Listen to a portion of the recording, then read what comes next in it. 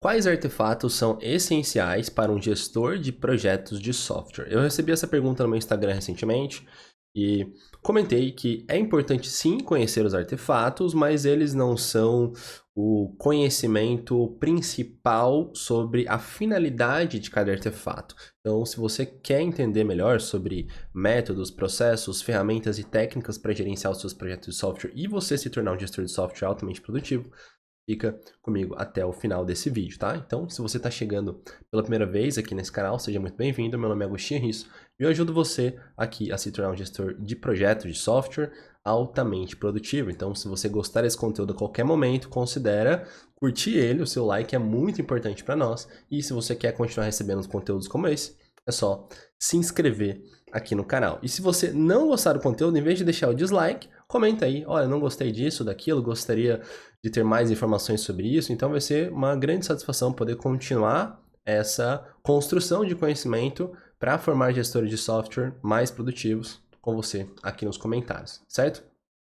Então, para a gente começar a tratar sobre esse tema com mais profundidade, porque lá no Instagram a gente tem ali 60 segundos, poucos minutos, né? Aqui no YouTube eu tenho um pouco mais de tempo para aprofundar com vocês sobre isso. É importante contextualizar sobre o que é um artefato, tá? Então, porque essa palavra, por mais que às vezes seja conhecida, existem vários tipos de artefato, né? Desde quem é mais nerd sabe que existem os artefatos, sei lá, de quem joga Dota, joga algum RPG, e algumas pessoas estão acostumadas a falar de artefatos em gerenciamento de projetos, mas não é uma coisa tão simples assim, né?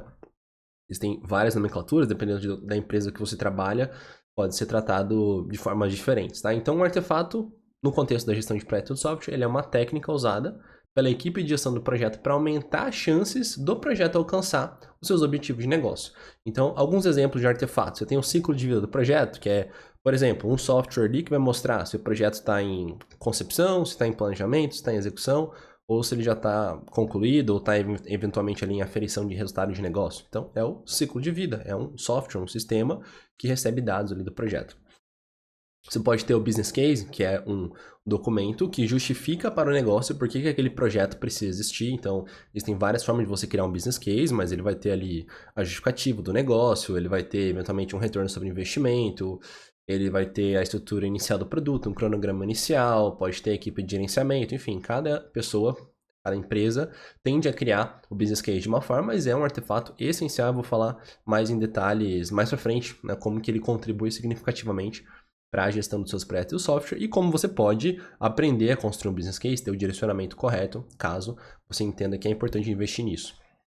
Outro artefato é o ciclo de benefícios. Então, é um processo para você olhar os benefícios do seu projeto de software. Então, você vai implantar, por exemplo, um sistema que a empresa acredita que ao implantar aquele sistema vai aumentar a receita. Então, você tem ali, por exemplo, que a gente quer aumentar a nossa receita, os benefícios nós recomendamos, inclusive, né, que ele tenha objetivo, valor e prazo. Então, o objetivo, aumentar a receita da empresa em R$10.000 por mês até tal data, objetivo, valor e prazo. Então, você define o objetivo, depois você planeja ele, então, o que você precisa para alcançar aquele objetivo, como que ele vai ser aferido, quais são os recursos que você precisa, então, planejado.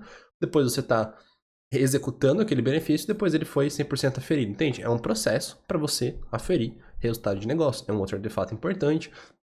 E você tem as diversas abordagens de gerenciamento, como abordagem de comunicação, como que vai ser planejada e gerenciar a comunicação, os riscos, a qualidade e as mudanças. Então, eu dei alguns exemplos de artefatos aqui, só para aterrizar para você que está assistindo esse vídeo aqui, sobre o que é um artefato no contexto da gestão de projetos de software, tá? Então, são ferramentas, técnicas, procedimentos, sistemas que você usa para que o seu projeto de software aumente a chance significativamente de entregar os resultados de negócio, que essa é a finalidade dele. E quando eu respondi essa pergunta lá no Instagram, eu comentei que, apesar de ser uma ótima pergunta, porque quando você estuda gestão de projetos, por exemplo, faz um MBA, você vai aprender uma série de coisas e aí você vai ver, olha, faça um plano de gestão da qualidade. Tá, mas qual que é, digamos assim, o que é essencial, considerando que você precisa fazer plano de qualidade, plano de recursos, plano de riscos, cronograma, análise de recursos, enfim, você pode fazer uma série de coisas para gerenciar o seu projeto, mas o que de fato é importante? E aí eu até comentei, o que é importante mesmo não é o artefato, e sim os princípios, tá? Por quê? Porque esses artefatos eles vão aumentar a chance da equipe de gerenciamento do projeto cumprir os princípios. Então, a finalidade de uma estrutura de gerenciamento de projetos, de software, é fazer as pessoas cumprirem os princípios. Então, os princípios são o quê? São os comportamentos que equipes de projeto de software precisam ter para aumentar a chance do projeto alcançar os seus objetivos. Percebe? Uma coisa são as técnicas, para aumentar a chance de alcançar os objetivos, os artefatos, e outra coisa são os comportamentos das pessoas. Então, perceba que comportamento é uma coisa muito mais complexa. Então, não é porque eu fiz um plano de qualidade que as pessoas estão se comportando conforme aquele plano. Não é porque eu fiz um business case que as pessoas estão constantemente olhando para aquele caso de negócio e vendo se ele está válido, entende? Então, uma coisa é o artefato, outra coisa é o comportamento das pessoas naquele sentido. Então, são coisas bem diferentes e se você é um gestor de software altamente produtivo, você consegue olhar para isso e, eventualmente, contornar o rumo, caso seja necessário. Então, uma coisa é o comportamento, outra coisa é o artefato. Agora, vamos para alguns exemplos de princípios. Então, existem princípios básicos da gestão de projetos, de maneira geral, e existem os princípios que eu estou chamando aqui de princípios ágeis, e tudo isso aqui deriva do nosso método Gestão IDA de Software, que forma gestores de software altamente produtivos. Se você quiser um diagnóstico para avaliar se é para você ou não, é só clicar no link de diagnóstico que está na descrição desse vídeo, tá? Então vai ser uma grande satisfação.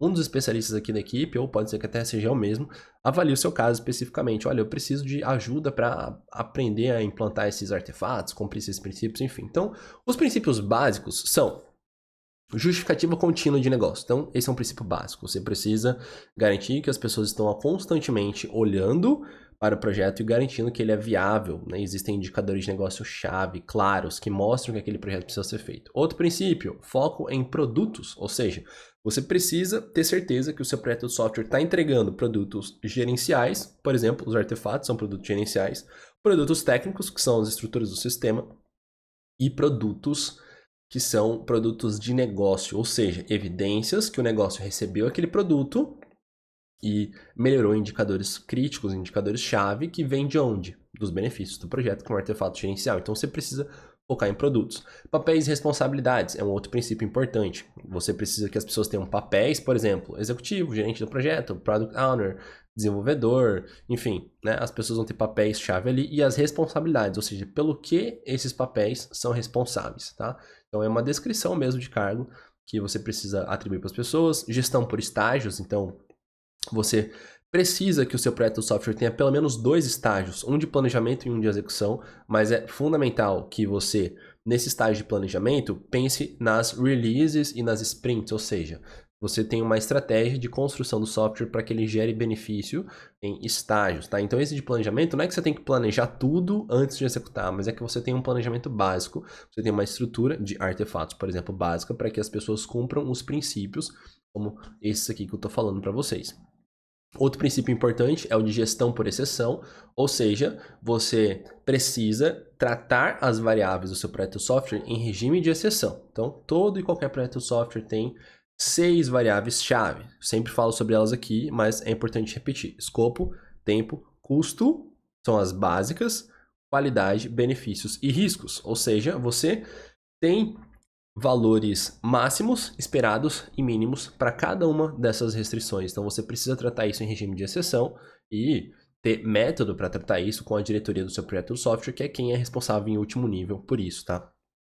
Outro princípio importante é o de aprender pela experiência, ou seja, se o seu projeto de software está dando certo ou dando errado, você precisa ter uma consolidação de aprendizado sobre isso para que as pessoas melhorem. Então, o projeto deu super certo. Tá, o que aconteceu? Qual que é o aprendizado? Se você não tem método, se você não tem artefato para nada, você vai achar que foi sorte. Ou se está dando errado também, o que está acontecendo? Você precisa ter informação aferível para você poder atuar. Então, por isso a importância de método, de processo, de técnicas para você aprender pela experiência. E o último princípio básico é o de adaptação. Então, você precisa entender que por mais que eventualmente a sua empresa tenha um padrão de gerenciamento de projetos, você eventualmente vai precisar adaptar alguma coisa. Então, nessa abordagem aqui, por exemplo, nesse projeto de software, a gente não vai gerenciar custo. Por quê? Porque é um projeto rápido, a gente não precisa ter controle de custo. Não, nesse aqui não vai ter, por exemplo, um plano de comunicação tão robusto. A gente vai só fazer reuniões ali uma vez por semana e compartilhar os arquivos em determinado lugar, entende? Então, às vezes você tem um padrão ali super robusto, mas você não precisa utilizar ele,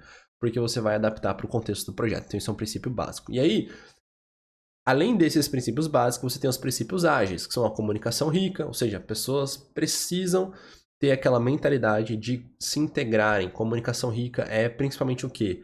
Você entender que a interação das pessoas, a comunicação entre as pessoas, especialmente no 1 a 1, por isso que as reuniões presenciais são tão importantes, né? Por mais que a remota supra aí várias necessidades, presencialmente, às vezes você ficou ali, por exemplo, mandando mensagem no chat durante 1 hora, sendo que se você reunisse as pessoas 5 minutos numa sala, rabiscasse um quadro ali, você resolvia aquilo em muito menos tempo, entende? Então a comunicação rica é sobre isso. Exploração, as pessoas precisam ter sempre aquela mentalidade de explorar novas oportunidades, explorar o problema. Auto-organização é uma coisa muito importante também, porque por mais que as pessoas tenham um direcionamento, elas precisam ter aquele senso de autorresponsabilidade, auto-organização, para que, apesar dos métodos preconizarem as coisas, as pessoas se responsabilizam por seguir e aprimorar esses métodos sozinhas, sem precisar ter alguém ali falando o que precisa ser feito em termos de procedimentos, ferramentas e técnicas. Colaboração, então, essa mentalidade das pessoas estarem sempre colaborando umas com as outras, e transparência. Então, são princípios ágeis muito importantes de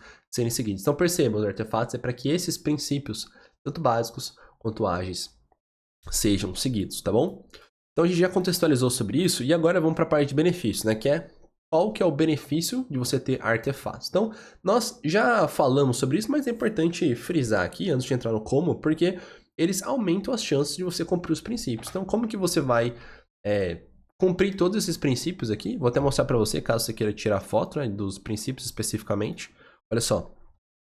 Como que você vai cumprir todos esses princípios básicos e ágeis, sendo que você não tem artefato nenhum? Você vai planejar o projeto ali só na reunião, vai fazer conversas ali informais apenas, não vai estruturar nada. Como que você vai cumprir esses princípios? A chance de você não cumprir esses princípios e o seu projeto correr grandes riscos por conta disso é enorme. Então, por isso que é importante, sim, você usar os artefatos, mas entendendo que eles não são a finalidade principal, tá? Então, eles são um método e não a meta para que você consiga resultados fora da média, você se torna um gestor de software produtivo, porque você gera resultado de negócio e você consegue conquistar os seus objetivos pessoais e profissionais com isso, tá?